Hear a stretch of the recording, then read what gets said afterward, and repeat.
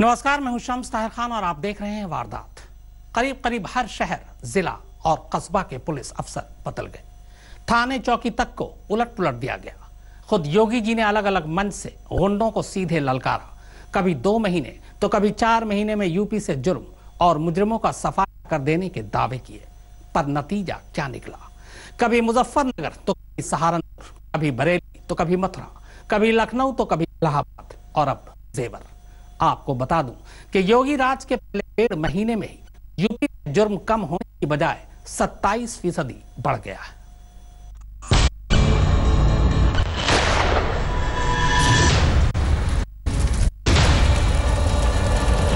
आप लोग आराम से बैठ जाइए। 120 दिन के अंदर आपकी समस्या का कोई समाधान अवश्य निकलेगा।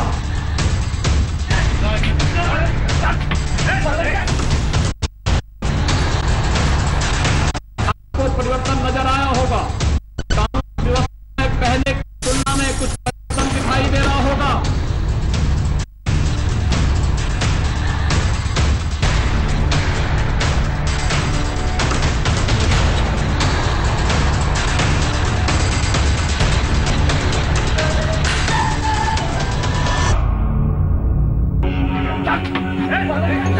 मारपीट करोगे? इतना मारूंगा, भूल जाएगा नौकरी करना। मैं ये थाने के अंदर कहती हूँ, निकला ही बाहर को। बेहयाई की ऑक्सीजन से सांसें लेती पुलिस।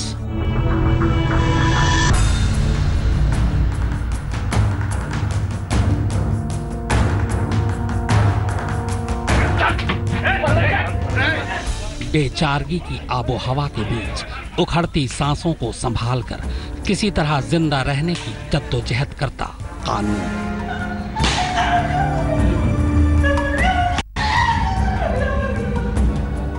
सत्ता के बोल वचन में सस्ती हरकतें करती सरकार और सत्ता से दूर रहने की छटपटाहट के बीच मुद्दों को भी व्यापार बनाने वाले विपक्षी नेता और इन सब के बीच आम यूपी के लोग। निश्चिंत रहें, हम लोगों ने 120 दिन का समय मांगा है। आप लोग आराम से बैठ जाइए। 120 दिन के अंदर आपकी समस्या का कोई समाधान अवश्य निकलेगा। सत्ता के संरक्षण में पल रहे गुंडे, माफिया, अपराधी, लुटेरे,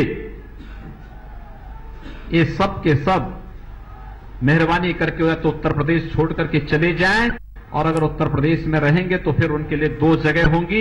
मुझे लगता है उस जगह कोई भी नहीं जाना चाहेगा। नेता बोलते हैं और बहुत खूब बोलते हैं, पर नेताओं को भी समझना चाहिए कि उनकी बोल के मोल रहें, इसके लिए तोल मोल के ही बोले, खाली बोलने के लिए न बोले। योगी जी कहां तो 2 महीने में यूपी से अपराध और अपराधियों के सफाए का दम भर रहे थे, और कहां पहले 1.5 महीने के उनके राज में ही जुर्म ने पिछले 2 सालों के रिकॉर्ड तोड़ दिए। हम कोई इल्जाम नहीं लगा रहे, ये आंकड़े योगी जी के ही पुलिस के हैं। लखनऊ पुलिस मुख्यालय से मिले हैं, जरा इन पर एक नजर दौड़ा लीजिए। आंकड़े 16 मार्च 2017 से 30 अप्रैल 2017 तक के हैं। इन आंकड़ों के साथ ही 2016 और 15 के भी आंकड़े दिए गए हैं, इसी 1.5 महीने के, यानी 16 मार्च से 30 अप्रैल तक के। इन आंकड़ों से साफ है कि योगी राज के पहले 1.5 महीने में जुर्म कम होने की बजाय करीब 29% बढ़ा है। बलात्कार के मामलों में तो 37% का इजाफा हुआ है, जबकि डकैती के मामलों में 74%। अलबत्ता मर्डर के मामले में करीब 7% की कमी जरूर आई है। देश की राजधानी दिल्ली से फकत 50 किलोमीटर दूर जेवर में ग्रेटर नोएडा एक्सप्रेसवे के करीब एक ही परिवार की 4 औरतों की आबरू पर हाथ डाला जाता है। उनके साथ के मर्दों से लूटपाट और मारपीट की जाती है, एक को गोली मारी जाती है, और योगी जी की पुलिस का कोई अता पता नहीं होता। शायद मुजरिमों को भी पता था इस राज्य में कानून आज भी खूंटी पर टंगा हो, जिसकी रफ्तार आज भी सुस्त हो, वहां भला हाईवे की स्पीड पकड़कर कौन उन्हें पकड़ेगा और कौन उनका क्या बिगाड़ेगा। तो फिर मौका है, रो पीट लीजिए, दिल्ली से लेकर लखनऊ तक पर भड़ास निकाल लीजिए। फिर 2-4 दिन बीत जाएंगे, उसके बाद सब कुछ भूल जाएंगे हम लोग। तब तक के लिए, जब तक कि फिर किसी के घर की आबरू न जाए, उसके बाद फिर से वही बातें, वही वादे, वही गुस्सा, वही आक्रोश, वही नेता, वही अफसर। बस जगह बदली होगी, शहर, जिला, कस्बा, मोहल्ला नया होगा, बाकी वही होगा। वही बेखौफ मुजरिम होंगे, वही बेबस मासूम होंगे और वही लाचार घरवाले। गलत बोल रहा हूं तो आप ही बता दीजिए।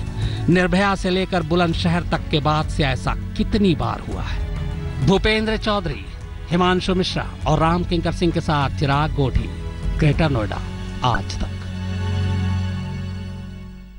दिल्ली के करीब ग्रेटर नोएडा के जेवर में हुई जिस लूट, कत्ल और महिलाओं से ज्यादती की वारदात पूरे देश को हिला दिया, आखिर वो वारदात हुई कैसे? आधी रात को कैसे आए थे लुटेरे? कैसे लगाया उन्होंने घात और कैसे दिया पूरी वारदात को अंजाम? आइए देखते हैं।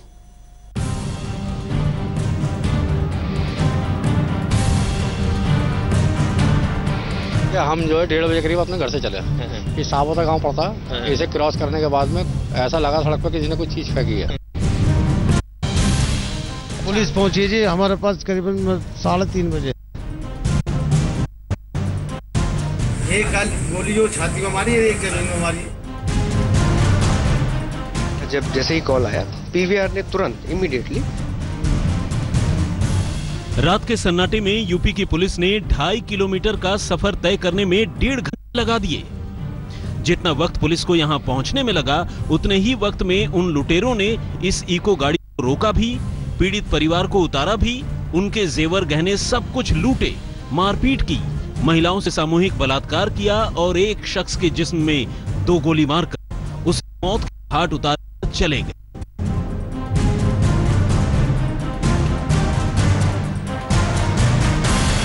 वो परिवार जिसके खानदान में कोई जिंदगी और मौत से लड़ रहा था, वो आनन फानन में जेवर से बुलंदशहर के लिए रवाना हुआ और जब एक्सप्रेसवे के नीचे बुलंदशहर वाले इस रास्ते तक पहुंचा तो इनकी इस इको कार में हुई एक जोर की आवाज ने इनके कान खड़े कर दिए। मगर अगले ही पल पंक्चर हो चुके टायर ने इन्हें रुकने पर मजबूर कर दिया। वो बोले कि भाई गाड़ी में से कुछ गिर गया। मैंने गिरा कुछ नहीं है, आप चुपचाप बैठे रहिए। तो 50 मीटर चलने के बाद में मेरे जो दोनों टायर बैठ गए, ड्राइवर साइड के अगले पिछले। बैठने के बाद में मैंने देखा तो फिर मैंने गाड़ी वहां से भगाई। कम से कम आधा किलोमीटर करीब मैंने गाड़ी, दोनों टायर पंचर हो, गाड़ी मैंने भगाई। भगाने के बाद में आगे एक भट्टा पड़ता है, मैंने वहाँ गाड़ी साइड में लगाई। गाड़ी का साइड में लगना था कि 5 से 6 की तादाद में मुसीबत बनकर आए लुटेरों ने इस परिवार को घेर लिया। गाड़ी में उस वक्त 9 लोग मौजूद थे, जिनमें 4 पुरुष, 4 महिलाएं और एक बच्चा था। बदमाशों ने गाड़ी को पंचर किया, आगे आके कुछ डाला ऐसी चीजें, कीले वगैरह। उसके बाद गाड़ी जब पंचर हुई तो यहाँ पर इको कार में 9 लोग थे जिनको यहाँ पर लेकर आए गए, जिनमें बच्चे थे, 4 महिलाएं थी, 2 पुरुष थे। उसके बाद यहाँ पर जिसने विरोध किया, एक शख्स है शकील नाम का, उसकी हत्या कर दी गई। सारी प्लानिंग इस बात की थी कि किसी भी तरह गाड़ी रुक जाए, क्योंकि उसके रुकने के बाद तो लुटेरों ने पीड़ितों को संभालने का मौका ही नहीं दिया। फिर हमें जंगल में ले गए, वहाँ ले जाकर औरतों से छीना झपटी करिए, औरतों से बदतमीजी करिए, तो उनके साथ में बलात्कार कराया इन्होंने। जहां ये वारदात हुई है वहां पहले भी घटनाएं हुई हैं, मगर अक्सर बदमाश लूट करने के बाद भाग जाते हैं। मगर 24 और 25 की रात लुटेरों ने इस परिवार के एक सदस्य को गोली भी मारी। इतना ही नहीं, 44,000 रुपए लूटने के बाद बदमाशों ने कार में मौजूद पुरुषों के हाथ पांव बांधकर उन्हें खेतों में डाल दिया और 4 महिलाओं को कार से बाहर खींचकर उनके साथ बलात्कार किया। पीड़ित परिवार की शिकायत पर पुलिस ने वारदात की शिकार महिलाओं का मेडिकल कराया ताकि बलात्कार की पुष्टि हो सके। फिलहाल पुलिस ने अज्ञात आरोपियों के खिलाफ बलात्कार की धाराएं भी लगा दी हैं, हालांकि अभी रिपोर्ट आनी बाकी है। महिलाएं बहुत सदमे में हैं। जो पुलिस की टीम यहाँ पर है, महिला पुलिस यहाँ पर, इन सब लोगों का कहना है कि वो लोग बेहद सदमे में हैं। पुलिस अपनी सहवानियत की वारदात के तलाशी रही थी कि पीड़ित महिलाओं में से एक ने ये बयान देकर पूरे मामले को ही पलट दिया कि ये पूरी घटना आपसी रंजिश का नतीजा है।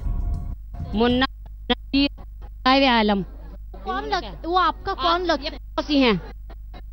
करी है इनके साथ में गलत काम किया है इन सारों ने, ये 3-4 लोगों ने गलत काम किया है। 2 लड़कों ने क्या, हाजी जी ना खड़े रहे, हाजी जी तो।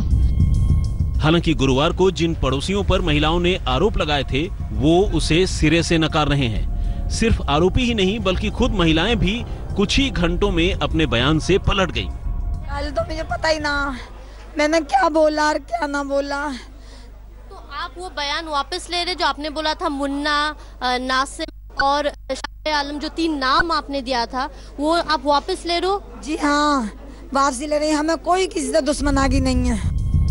हालांकि पुलिस ने एहतियातन इनसे पूछताछ जरूर की है, मगर अभी भी इस मामले में पुलिस का हाथ खाली ही है। पुलिस के सामने सबसे बड़ा दबाव है उन अपराधियों को पकड़ने का जिन्होंने इस पूरी घटना को बर्बरतापूर्वक अंजाम दिया। चौधरी, हिमांशु मिश्र और राम किंकर सिंह के साथ चिराग गोठी, जेवर, आज तक। जेवर की इस वारदात के बाद अब पुलिस की हालत सांप गुजरने के बाद लकीर सी है। वारदात के पीछे कुख्यात एक्सेल गैंग का हाथ हो सकता है, जो पहले गाड़ियों के नीचे कुछ फेंकता है और फिर गाड़ी रुकते ही गाड़ी में सवार लोगों को अपना निशाना बना लेता है। पर सवाल यह है कि आखिर पुलिस को एक्सेल गैंग पर ही शक क्यों है? जेवर बुलंदशहर रोड पर आधी रात हुई लूटपाट की वारदात में बेशक पुलिस पीछे करने के बावजूद बदमाशों को ना पकड़ पाई हो, लेकिन अब भी पुलिस शक जता रही है कि इस वारदात के पीछे दिल्ली और पश्चिमी यूपी में सक्रिय कुख्यात एक्सेल गैंग का हाथ हो सकता है। ये गैंग अक्सर गाड़ियों के टायर और एक्सेल को निशाना बनाता है। ये लोहे या किसी धातु से गाड़ी पर करते हैं। ज्यादातर शिकार तो गाड़ी में आवाज होते ही रुक जाते हैं, जबकि कुछ शिकारों को टायरों के पंक्चर होने के बाद रुकना पड़ता है। ये अक्सर रात के वक्त सुनसान जगहों पर घात लगाकर हमला करते हैं। दिल्ली एनसीआर और पश्चिमी उत्तर प्रदेश में एक्सेल गैंग लगातार वारदातों को अंजाम दे रहा है। आधी रात के वक्त ये एक्सेल गैंग कारों के टायर पंचर कर या फिर पहियों के बीच में लोहा फेंक कर कारों को रोकते और फिर उनके राहगीरों से लूटपाट करते हैं। जेवर में हुई वारदात में बदमाशों की मोडस हूबहू एक्सेल गैंग जैसी है, इसीलिए पुलिस अब एक्सेल गैंग के सदस्यों की भी तलाश कर रही है। हिमांशु मिश्र और राम किंकर सिंह के साथ चिराग गोठी, दिल्ली, आज तक। जहां खुद कानून के मुहाफिजों की जान खतरे में हो, वहां भला पुलिस आम लोगों की हिफाजत कैसे करे? यूपी की हालत इन दिनों कुछ ऐसी ही है। हाल के दिनों में यहाँ पुलिस वालों की पिटाई और उन पर हमलों की इतनी वारदातें हुई हैं कि बस पूछिए मत। जिस सूबे के सीएम गुनहगारों से गुनहगारों जैसा सलूक करने और अपराधियों से बेहद निर्ममता से निपटने की बात कहते नहीं थकते, उसी यूपी की ये तस्वीरें बताती हैं कि वहां कानून व्यवस्था के हालात क्या हैं। सबसे पहले एटा की ये तस्वीर देखिए। ये हैं यूपी विधान परिषद के सभापति रमेश यादव के भतीजे मोहित यादव, लेकिन मोहित यादव जो कर रहे हैं वो इन तस्वीरों में कैद है। डिस्ट्रिक्ट जज को मारा थाने में, सहारनपुर में। सत्ता की हनक में मुरादाबाद में बीजेपी के नेता खुद ही पुलिस का मोराल यानी नैतिक बल नीचे गिराने पर तुले हुए हैं। ऐसे में जहां पुलिस खुद ही लाइन ऑफ फायर यानी जुर्म और सत्ता की तपिश झेल रही हो, वहां पुलिस गुनहगारों पर रातों रात नकेल कस पाएगी, इस बात की उम्मीद तो कम ही लगती है। आज तक ब्यूरो। तो वारदात में फिलहाल इतना ही, मगर आज तक पर खबरों का सिलसिला लगातार जारी है।